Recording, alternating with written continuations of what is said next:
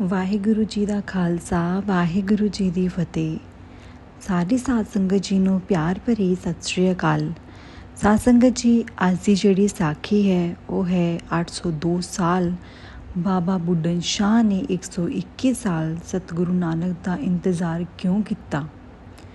ਤੇ ਚੱਲੀਏ ਸਾਧ ਸੰਗਤ ਜੀ, ਅੱਜ ਆਪਾਂ ਸਾਖੀ ਸ਼ੁਰੂ ਕਰਦੇ ਹਾਂ।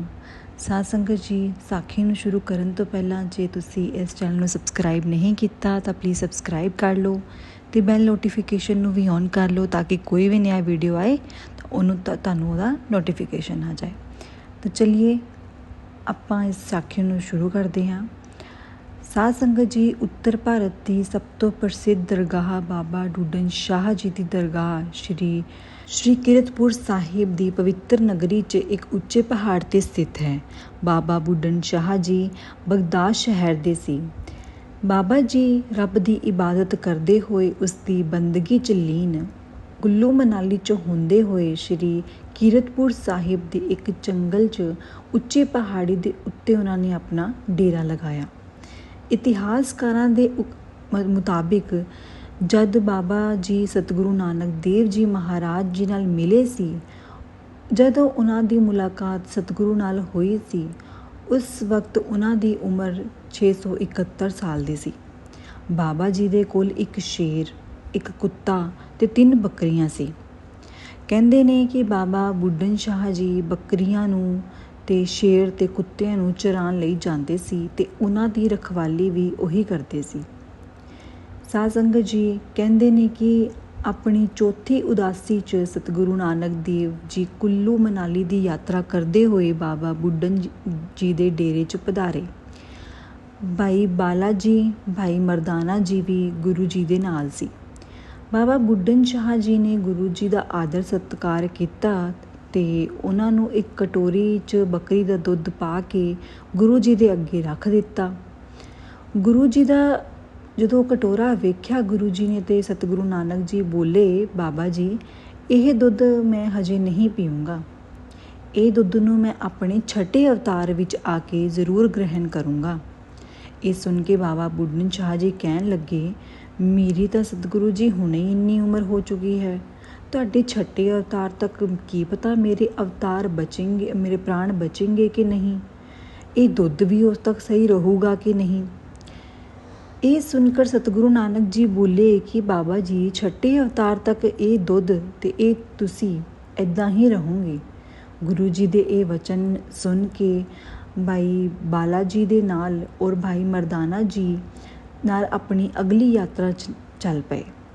ਸਾਧ ਸੰਗਤ ਜੀ, ਬਾਬਾ ਬੁੱਢਨ ਸ਼ਾਹ ਜੀ ਨੇ ਸਤਿਗੁਰੂ ਨਾਨਕ ਜੀ ਦੀ ਅਮਾਨਤ ਦੁੱਧ ਨੂੰ ਆਪਣੇ ਧੂਣੇ ਦੇ ਕੋਲ ਰੱਖ ਦਿੱਤਾ ਅਤੇ ਕਿਹਾ ਕਿ ਇਹ ਅਮਾਨਤ ਸ਼੍ਰੀ ਗੁਰੂ ਨਾਨਕ ਦੇਵ ਜੀ ਦੀ ਹੈ, ਇਹਨੂੰ ਸੰਭਾਲ ਕੇ ਰੱਖਣਾ।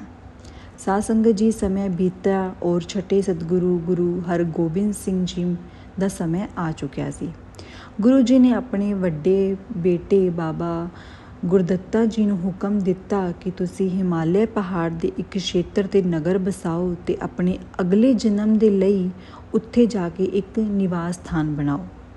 ਇਹ ਸੁਣ ਕੇ ਬਾਬਾ ਗੁਰਦੱਤਾ ਜੀ ਨੇ ਗੁਰੂ ਜੀ ਨਾਲ ਬੇਨਤੀ ਕੀਤੀ ਕਿ ਉਹਨਾਂ ਨੂੰ ਵਿਸ਼ੇਸ਼ ਸਥਾਨ 'ਤੇ ਲੈ ਜਾਇਆ ਜਾਏ।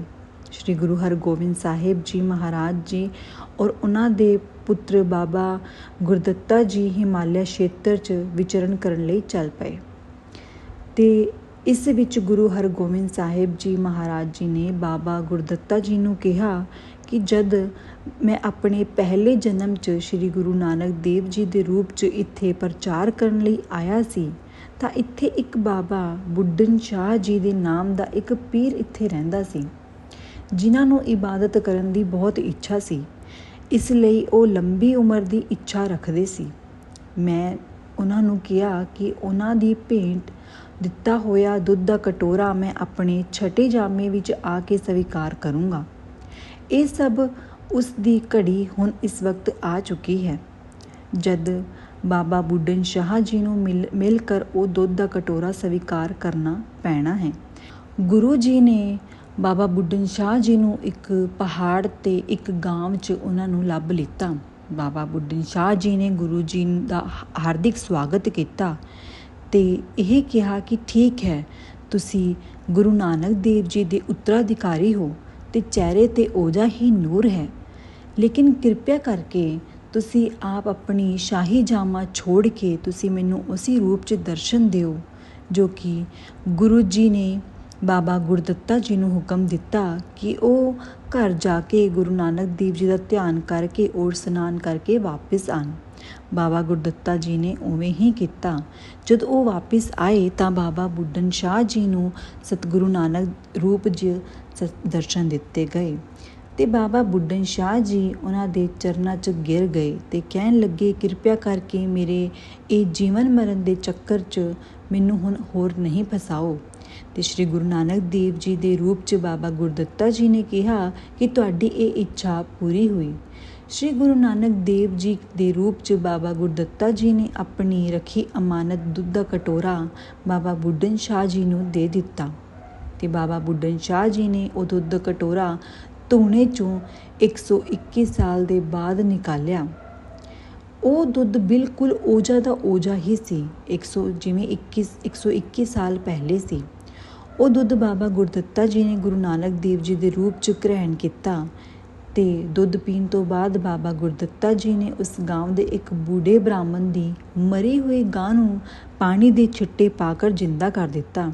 ਜਦੋਂ ਇਹ ਗੱਲ ਸ਼੍ਰੀ ਗੁਰੂ ਗੋਬਿੰਦ ਸਾਹਿਬ ਜੀ ਨੂੰ ਪਤਾ ਲੱਗੀ ਤਾਂ ਉਹ ਬਾਬਾ ਗੁਰਦਿੱਤਾ ਜੀ 'ਤੇ ਬਹੁਤ ਨਾਰਾਜ਼ ਹੋਏ ਤੇ ਬੋਲੇ ਕਿ ਇੱਕ ਮਿਆਨ 'ਚ ਦੋ ਤਲਵਾਰਾਂ ਨਹੀਂ ਰਹਿ ਸਕਦੀ।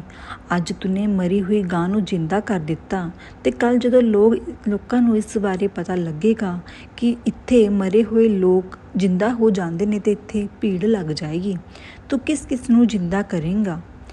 ਤੇ ਜਦ ਜਿੰਦਾ ਗਾਏ ਦੇ ਬਦਲੇ ਜਾਂ ਤਾਂ ਤੈਨੂੰ ਆਪਣਾ ਸਰੀਰ ਤਿਆਗਣਾ ਪਏਗਾ ਜਾਂ ਮੈਨੂੰ ਮੇਰਾ ਸਰੀਰ ਤਿਆਗਣਾ ਪਏਗਾ, ਕਿਉਂਕਿ ਆਪਣੇ ਗਾਏ ਨੂੰ ਜਿੰਦਾ ਕਰਕੇ ਤੁਸੀਂ ਕੁਦਰਤ ਦੇ ਨਿਯਮ ਨਾਲ ਛੇੜਛਾੜ ਕੀਤੀ ਹੈ। ਇਹ ਸੁਣ ਕੇ ਬਾਬਾ ਗੁਰਦਿੱਤਾ ਜੀ ਸਤਿਗੁਰੂ ਜੀ ਨੂੰ ਕਹਿਣ ਲੱਗੇ ਕਿ ਪਿਤਾ ਜੀ, ਜੇ ਗਲਤੀ ਮੈਂ ਕੀਤੀ ਹੈ ਤਾਂ ਸਜ਼ਾ ਵੀ ਮੈਂ ਹੀ ਭੁਗਤੂੰਗਾ।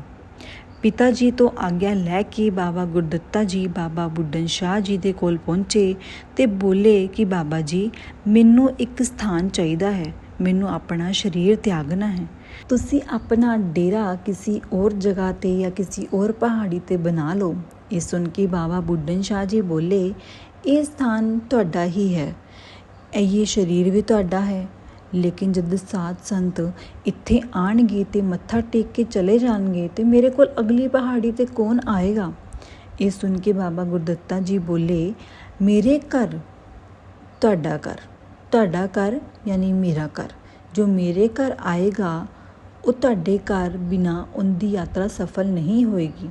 ਤੁਹਾਡੇ ਘਰ 'ਚ ਤੇ ਮੇਰੇ ਘਰ 'ਚ ਕੋਈ ਅੰਤਰ ਨਹੀਂ ਰਹੇਗਾ। ਜਿਹੜਾ ਵੀ ਮੇਰੇ ਦਰ 'ਤੇ ਆਊਗਾ ਉਹ ਤੁਹਾਡੇ ਦਰਬਾਰ 'ਤੇ ਮੱਥਾ ਟੇਕ ਕੇ ਹੀ ਆਪਣੀ ਯਾਤਰਾ ਨੂੰ ਸਫਲ ਕਰ ਪਾਏਗਾ। ਇਹ ਸੁਣ ਕੇ ਬਾਬਾ ਬੁੱਢਨ ਸ਼ਾਹ ਜੀ ਨੇ ਆਪਣਾ ਸ਼ੇਰ, ਕੁੱਤਾ ਔਰ ਬੱਕਰੀਆਂ ਲੈ ਕੇ ਦੂਸਰੀ ਪਹਾੜੀ 'ਤੇ ਚਲੇ ਗਏ। ਬਾਬਾ ਬੁੱਢਨ ਸ਼ਾਹ ਜੀ ਦੇ ਸਥਾਨ 'ਤੇ ਬਾਬਾ ਗੁਰਦਿੱਤਾ ਜੀ ਨੇ ਲਗਭਗ 1638 ਈਸਵੀ 'ਚ ਆਪਣਾ ਸਰੀਰ ਤਿਆਗ ਦਿੱਤਾ। ਇਸੇ ਸਥਾਨ 'ਤੇ ਅੱਜ ਗੁਰਦੁਆਰਾ ਬਾਬਾ ਗੁਰਦਿੱਤਾ ਜੀ ਸਥਿਤ ਹੈ और दूसरी तरफ बाबा बुड्ढन शाह जी ने 802 साल और 13 दिन ਦੀ ਉਮਰ ਭੋਗ ਕੇ ਆਪਣਾ ਸਰੀਰ ਤਿਆਗ ਦਿੱਤਾ। ਸਾਧ ਸੰਗਤ ਜੀ ਕਹਿੰਦੇ ਹੈ ਕਿ ਉਹਨਾਂ ਦਾ ਸ਼ੇਰ, ਕੁੱਤਾ ਤੇ ਬੱਕਰੀਆਂ ਨੇ ਵੀ ਉਸੇ ਸਮੇਂ ਆਪਣੇ ਪ੍ਰਾਣ ਤਿਆਗ ਦਿੱਤੇ।